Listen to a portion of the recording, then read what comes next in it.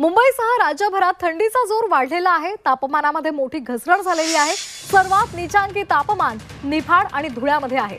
उत्तरेकडच्या अतिथंड वाऱ्याचा महाराष्ट्रावर परिणाम जाणवतोय। अनेक शहरांमध्ये पारा 10 ते 15 अंश सेल्सिअसच्या खाली गेलेला आहे आणि त्यामुळे थंडी वाढलेली आहे।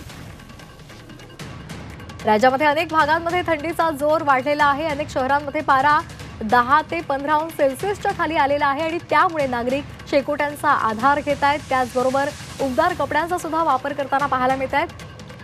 ओझरमध्ये रविवारी 3.8 अंश सेल्सिअस इतकं तापमान नोंदवलं गेलं, तर धुळ्याचा पारा 4 अंश सेल्सिअस पर्यंत आलेला आहे।